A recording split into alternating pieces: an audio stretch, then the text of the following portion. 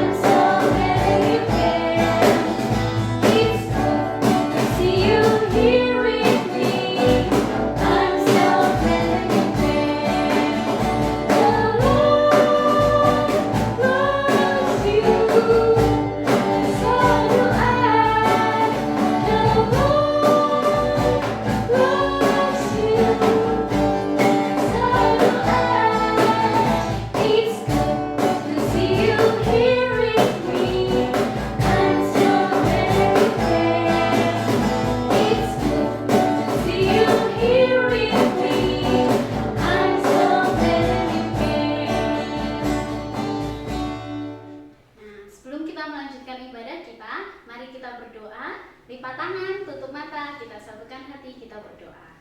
Tuhan Yesus, terima kasih karena Tuhan telah memelihara kami sehingga pagi ini kami boleh bangun dengan kesehatan serta hari yang cerah untuk kami kembali memulai aktivitas kami. Tuhan, sebentar lagi kami akan memulai ibadah kami. Tuhan berkati dari awal, pertengahan hingga pada akhirnya, juga memberkati ujung yang akan membawakan firman-Mu. Terima kasih Tuhan Yesus, hanya di dalam nama-Mu kami sudah berdoa. Amin. Kak Nindi, tahu lagu ini enggak?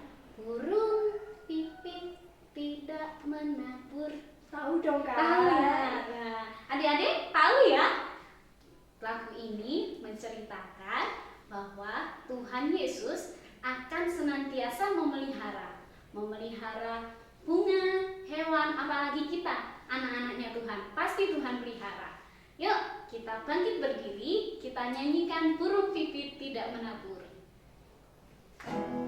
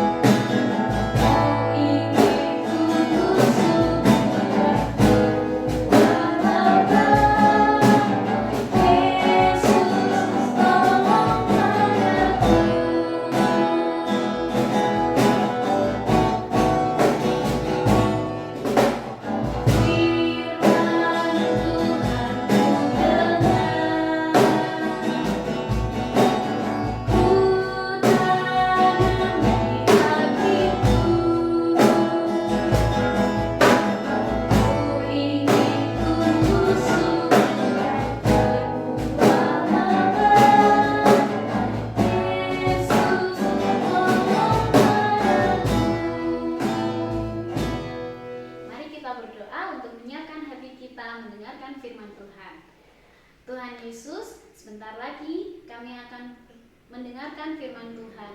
Kiranya Engkau yang memberkati hati kami, memberkati pikiran kami, agar kami dapat mendengarkan firman-Mu dengan baik. Tuhan Yesus, terima kasih, hanya di dalam nama-Mu kami sudah berdoa. Amin. Selamat pagi adik-adik, berjumpa lagi dengan Kakak Jum dalam firman Tuhan pada pagi ini. Bagaimana kabar kalian? Baik semua kan? Wah, luar biasa. Nah, adik-adik, saatnya kita akan bersama-sama belajar tentang firman Tuhan. Apa yang sekarang Tuhan kehendaki untuk kita? Kita akan mendengarkan bersama-sama ya. Adik-adik, tema pada pagi hari ini adalah walau ku tak dapat melihat. Waduh, tentang apa ya? Adik-adik, semua sudah bawa Alkitab ya? Iya. Sekarang coba gerakkan bagian anggota tubuh kalian ya. Pertama, coba gerakkan tangan. Ayo, silakan gerakkan tangan semua. Jari-jari tangannya kira-kira bisa bergerak semua enggak ya? Oh, bisa. Puji Tuhan. Sekarang gerakkan kaki. Coba gerakkan kaki. Bisa semua? Tidak ada sesuatu yang menghambat kakinya bergerak? Oh, puji Tuhan, semua bisa bergerak ya. Sekarang kita gerakkan badan kita. Coba, mungkin ada sesuatu yang menghambat sehingga tidak bisa bergerak? Oh, puji Tuhan, semuanya bisa bergerak. Nah, terakhir ini, gerakkan bola mata kalian ke kanan, ke kiri. Ayo, silakan. Terus pandang sekeliling kalian, ada warna-warna apa saja di sekeliling kalian? Wah, semua bisa melihat, puji Tuhan ya. Adik-adik, rasanya tidaklah sulit untuk bersyukur ketika kita semua dalam keadaan baik, dalam keadaan sehat, sempurna. Wah, kita tidak bisa menutup atau tidak sulit untuk bersyukur kepada Tuhan. Bagaimana ya dengan teman-teman kita, dengan orang-orang yang punya keterbatasan? Apakah mereka bisa bersyukur? Apakah mereka masih bisa dipakai Tuhan? Wah, adik-adik, kita hari ini akan belajar dari seorang yang buta yang bisa membaca, mereka bisa beraktivitas seperti layaknya orang-orang yang seperti kita normal, gitu ya. Ya.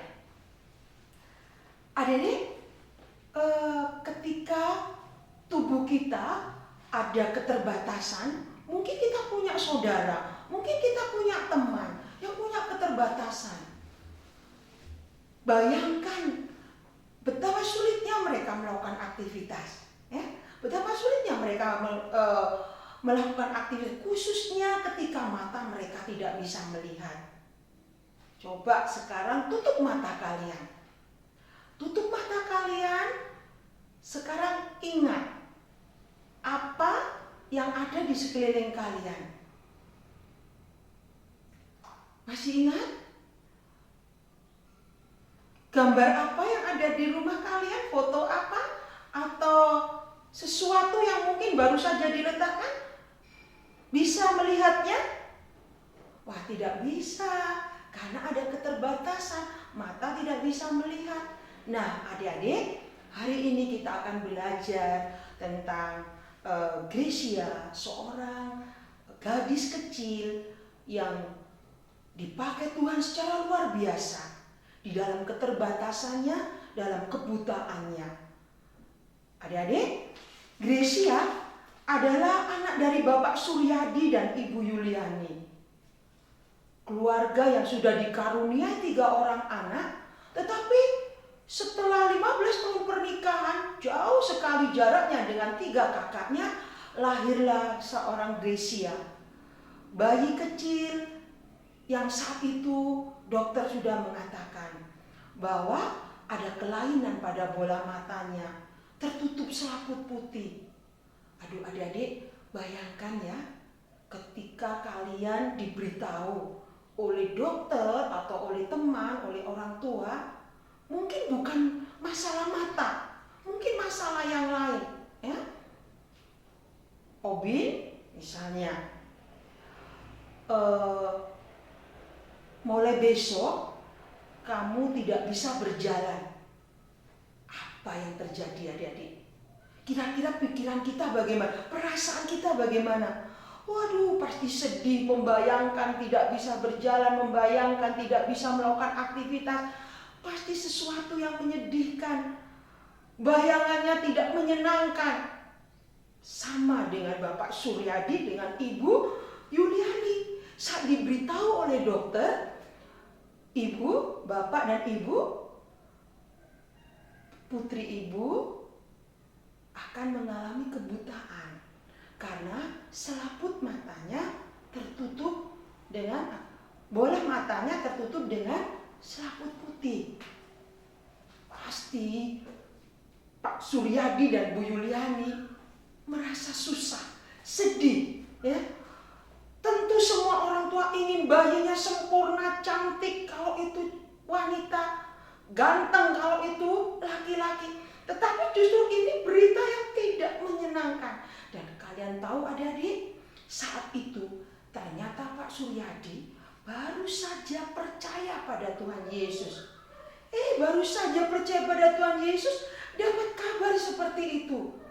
Wah, adik-adik, pasti Pak Suryadi pikirannya kalut, perasaannya tidak karuan.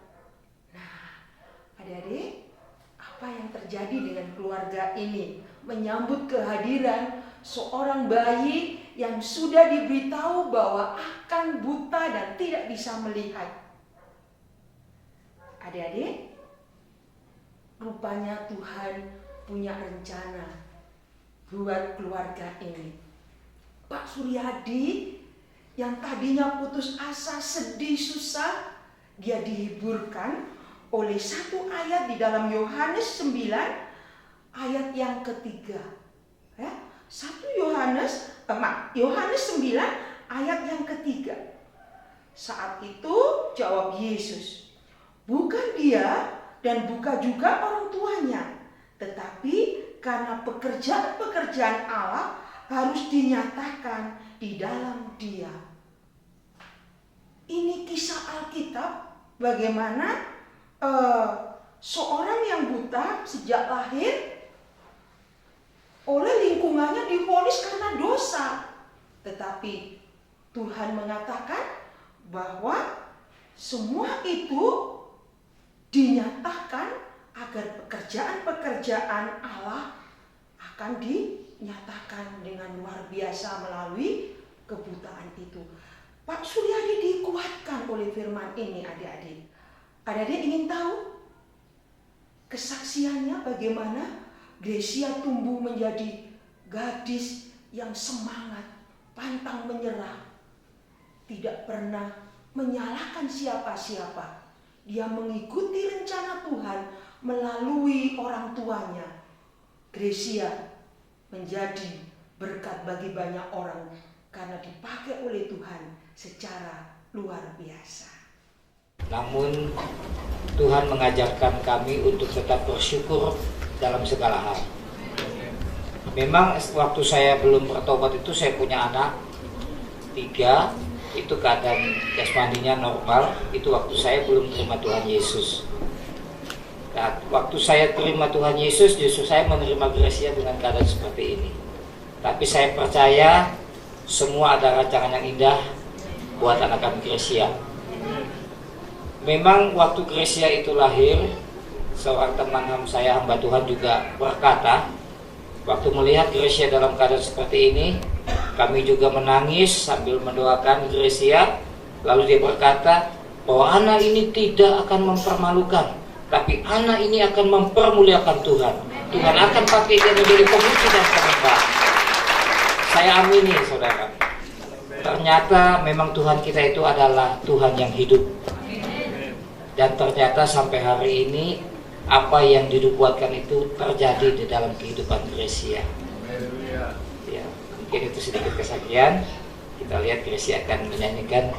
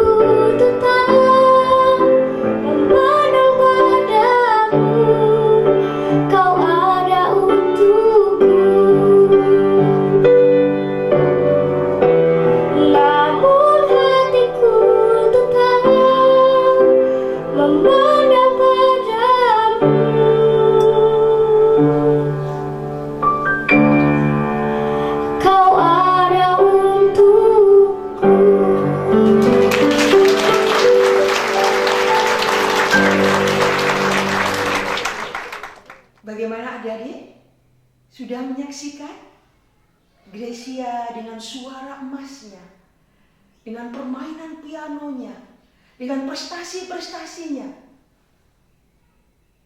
Luar biasa Tuhan memakai.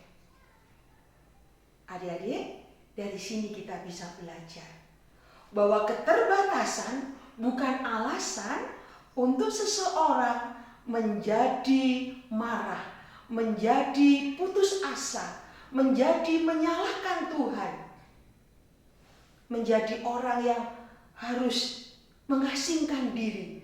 Tidak. Keterbatasan ketika diserahkan kepada Tuhan, ketika diserahkan dalam rancangan Tuhan, Tuhan akan memakainya sebagai alat untuk memuliakan Tuhan. Seperti Gracia yang menyerahkan hidupnya dalam keterbatasan kepada Tuhan, dipakai secara luar biasa. Nah, adik-adik, Kakak Jum tidak tahu, kita semua dilahirkan pasti ada kelemahan dan kelebihan, ya. Mungkin ada yang diberi kelebihan dalam hal kepandaian, kelebihan secara fisik, cantik, ya, ganteng. Tapi mungkin juga ada yang diizinkan memiliki keterbatasan. Mungkin dalam belajar sulit sekali cepat mengerti.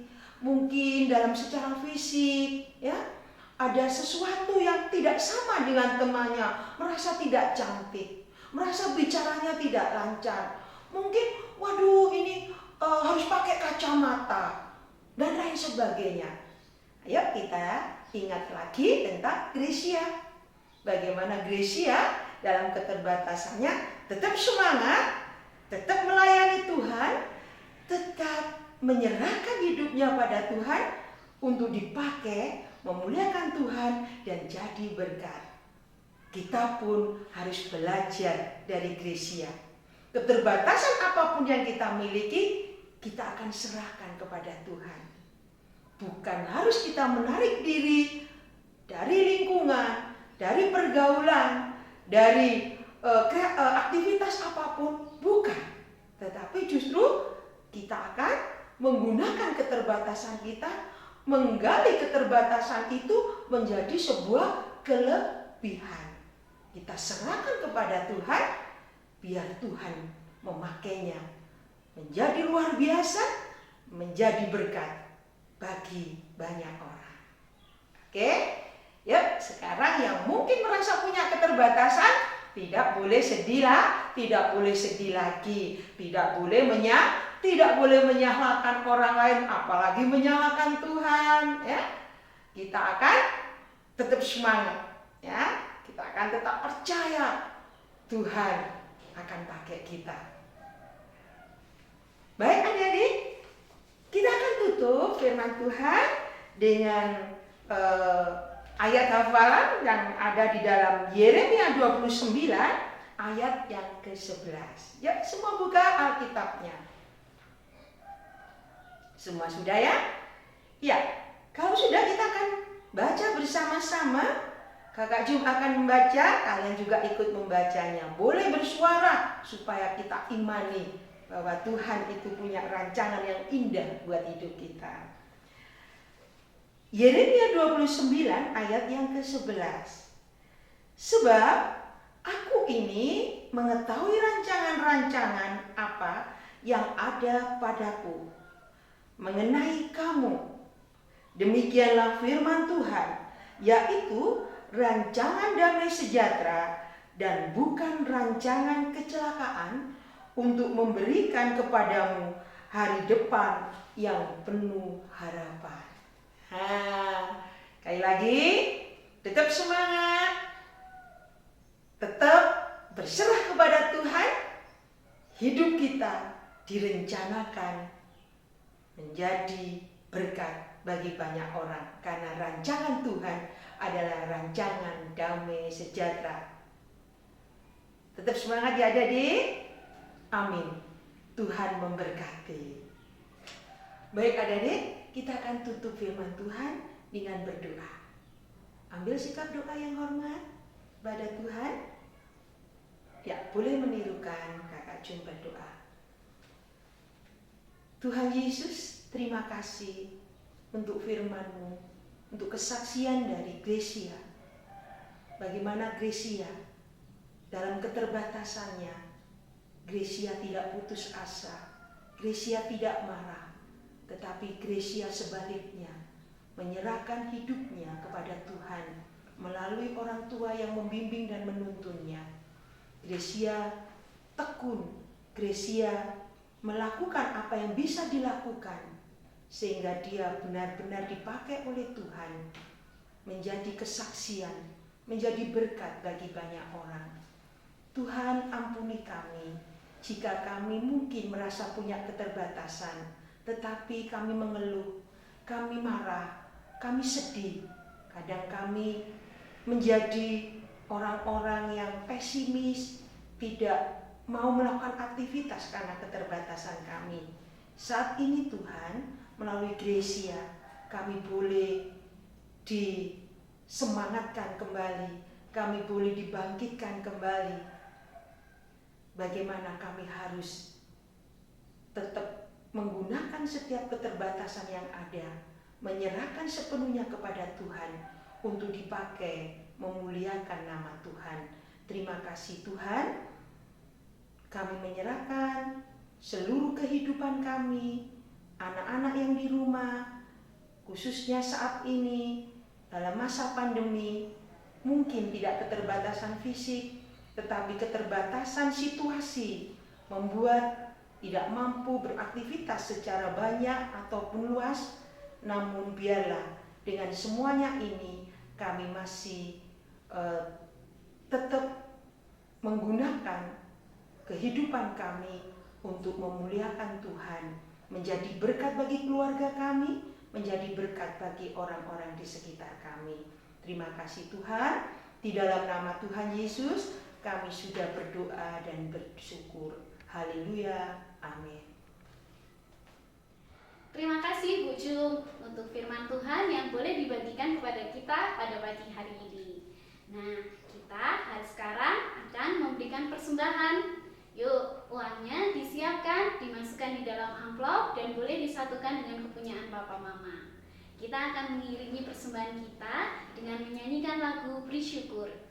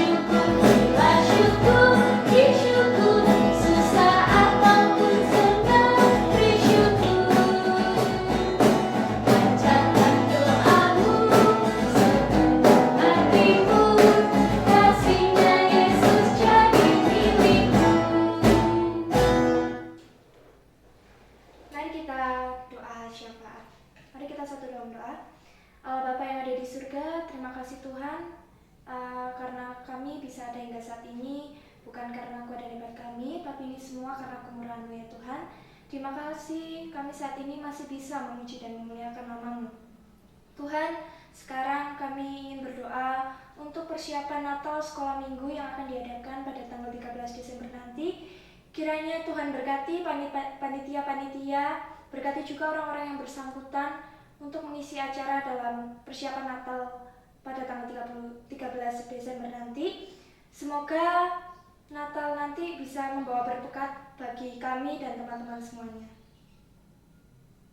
Tuhan Yesus, pada pagi hari ini kami juga ingin mengucap syukur untuk berkat yang sudah Tuhan berikan, dan saat ini kami telah memberikannya untuk pekerjaan Tuhan. Kiranya Tuhan yang memberkati persembahan ini agar dapat berguna untuk pekerjaan di gereja. Tuhan, sebentar lagi juga kami akan mengakhiri ibadah kami pada pagi hari ini. Kiranya Tuhan senantiasa memberkati kehidupan kami, memberkati kesehatan kami agar kami dapat beraktivitas dengan baik. Terima kasih Tuhan Yesus, hanya di dalam nama-Mu kami sudah berdoa. Amin. Nah, adik-adik, ibadah kita pada pagi hari ini akan selesai.